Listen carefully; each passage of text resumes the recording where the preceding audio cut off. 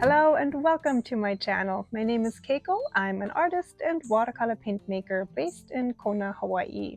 And I have just finished my 100-day challenge. So today I'd like to show you a sketchbook tour of all 100 prompts. I'd also like to share which ones are my favorite pages and my takeaways and what I learned from the challenge. I used a Fabriano Venezia sketchbook, and as always I will write down the materials I used down below in the description box. The first part of this video will be a quick flip through days 1 through 50 because I already made another video about the first 50 days of this challenge, and you can look that up here if you want a more thorough flip through with explanations about materials that I have used. Just as a quick explanation, and the reason I have several subjects on a double page spread, I divided the challenge into 10 by 10 parts. That's why it was called Aloha 10 by 10 challenge. I just thought it would be easier for me to finish the challenge and to stay on with it. So I decided to put 5 items onto one double page spread, and I have 10 in each section with one theme. This is the end of part 1, days 1 to 50, and now we'll get on to part 2, which are days 50 to 100. This page spread and the next one showcase Hawaiian flower lei. And again, I have 5 subjects on each double page spread, so 10 all in all. These are all native Hawaiian plants. So we have the hala here, for example, maile ilima, mokihana, and then there's some tea leaves in between. Tea as in ki, which is a Hawaiian plant. It's not tea as in tea and coffee. Then here, ohia lehua, which is from the state, from the endemic state tree of Hawaii. And one of my favorite pages here in this challenge is this double page of the Hawaiian lei part 2, so to speak. So we have 5 more, and I really do love the colors. This is all watercolor and colored pencil, which is my favorite material combo. And then I used a brush pen for the lettering and some stamps for the names of the lei. Up next, we have a little bit of a different theme here, or completely different. I think it was called Lakeside or By the Lake, and I decided to try out a new design and placed 5 Polaroid pictures on a double page spread. And again, it's always 10 motifs per theme. So I have these 5 and these 5. And I do love this page spread, even though it is a lake, it's a water theme, and I guess the blue goes really well with the theme. However, for me personally, because I love bold colors and I love color contrast, I think the yellow and the blue just make such a beautiful contrast that make the colors pop. In this one, again, I used a watercolor and color pencil bases, but the background here was made with pan pastels. On to the next theme. This was fruits and vegetables, and on these page spreads I tried out a new medium, acrylic ink, and I immediately fell in love with it. It's you can imagine it's kind of like the consistency of ink. It's very liquid. It's like acrylic paint, but very thin. So once you apply it and it dries, you can't reactivate it anymore, not like watercolor. It really stays on the paper. You can draw over it, you can paint over it, it stays put. It has beautiful color brilliance. I mean, the colors pop immensely. I have some primary magenta I used here. And just look how gorgeous it pops off the page. They're also great for mixing. So all the greens and oranges you see here were mixed with just 3 primary color acrylic inks. Then on top of them, I also used some Inktense crayons, also a new medium for me. I have used Inktense colored pencils for a long time. So that would be these ones. And then the crayons are new for me. I think they call them Inktense blocks. And then for the layout, I did 1 page here and I mirrored this design with this panel and then 4 small ones on the other side. I kind of tried to change up the layout throughout the challenge to keep it more interesting for myself, but also, you know, when I go and do a flip through the sketchbook, it just keeps the interest of the viewer.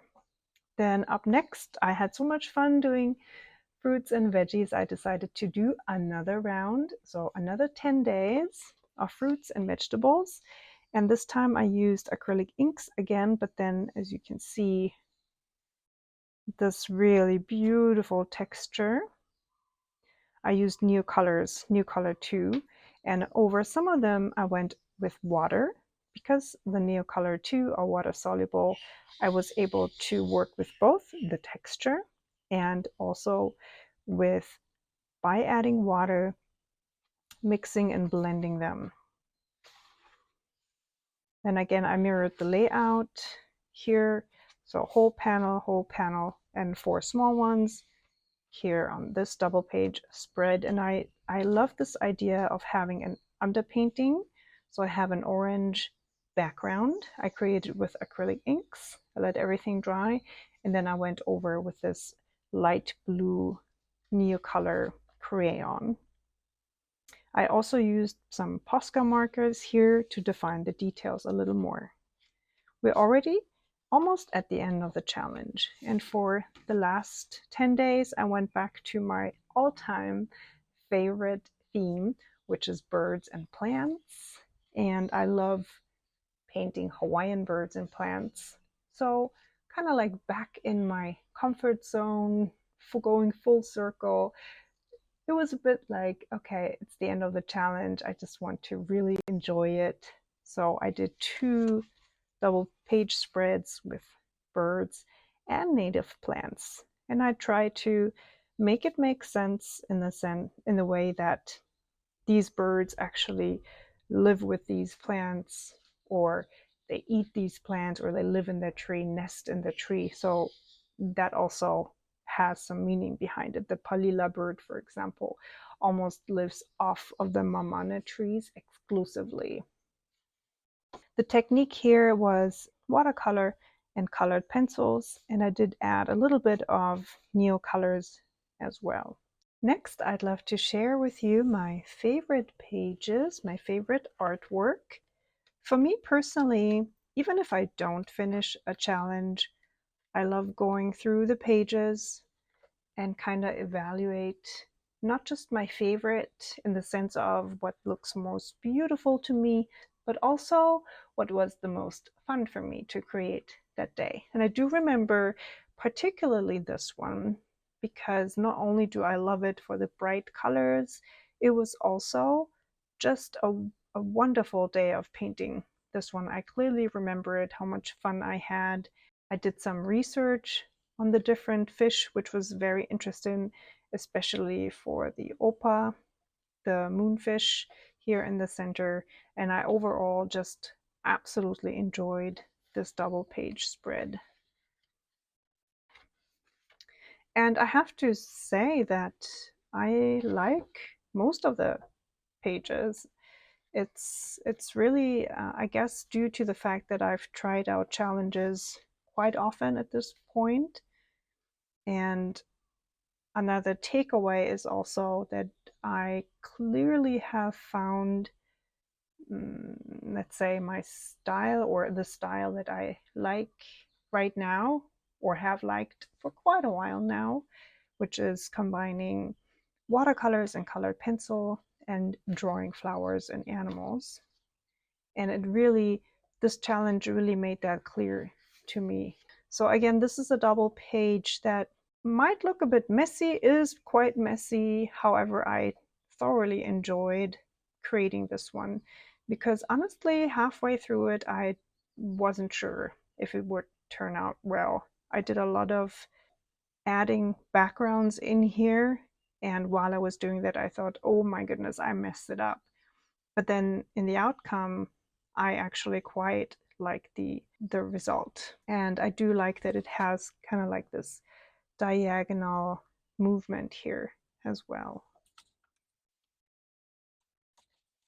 I do love the Hawaiian flower lei, especially this page, again, because I just love bright colors, and this one really pops, and I kind of like how these work together. This is a very skinny one, and then two very fluffy ones, another skinny one. So overall, very pleasing for me to look at this double page.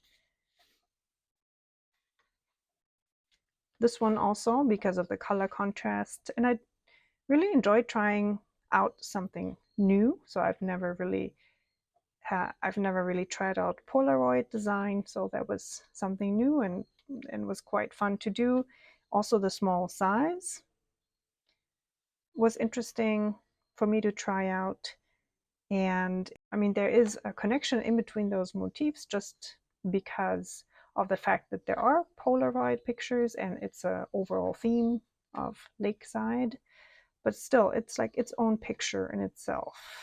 Whereas, you know, whenever I do something like this, it kind of comes across as a whole painting with different elements. And this clearly is distinguishable in its own elements. So it's not my favorite thing to do. I think my favorite thing to do is really to create a tableau, something like this. But it was interesting for me because it was a little bit of a new thing for me to try. And in that regard, I try to continue that. So not doing Polaroids, but, you know, creating clear panels and trying out new materials was super fun. So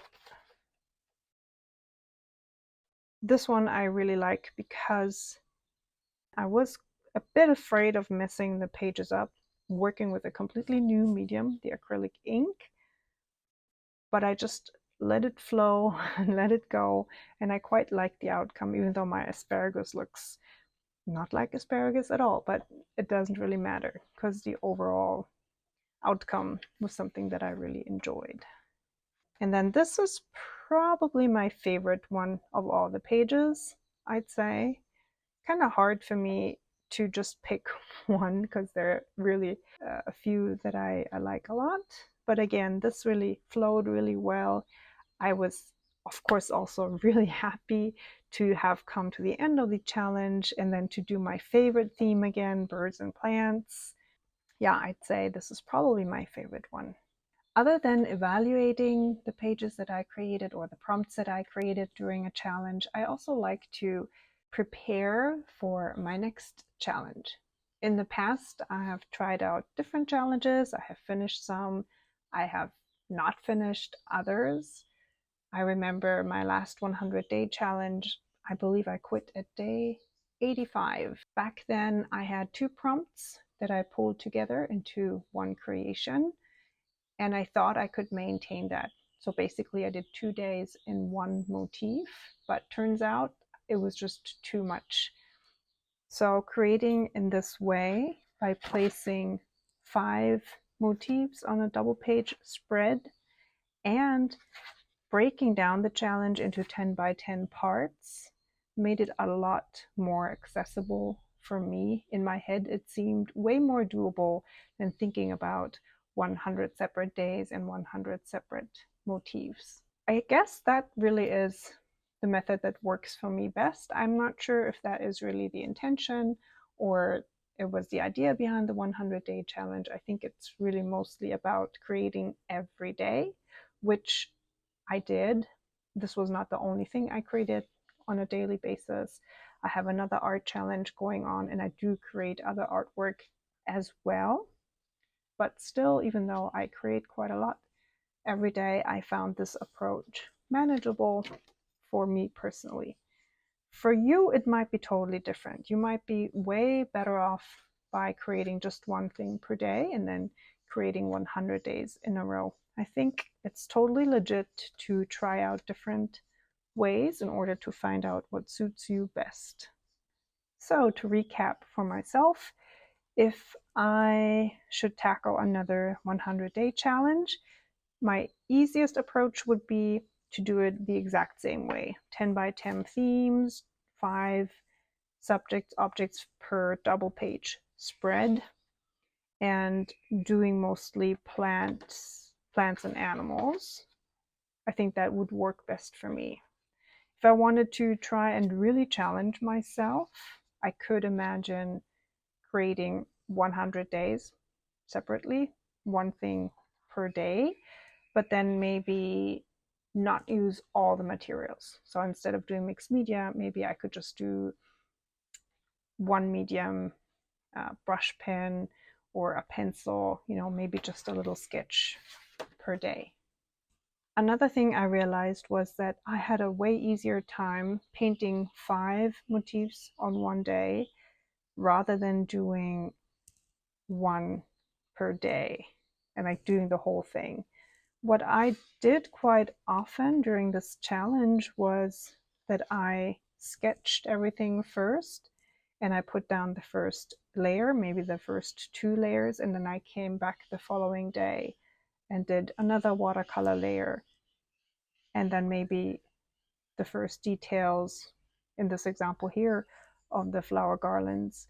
And then on the 3rd day, I would add more details and maybe the lettering. So it might not have taken 5 days to fulfill 5 prompts, but I kind of tried to give myself a little bit of work per sketchbook spread every day. So I would actually fill up 5 days with working on a double page spread. Sometimes it worked out, sometimes I was way behind and I sat down and I finished the whole double page spread. I think in one case I actually did 2 page spreads in one day.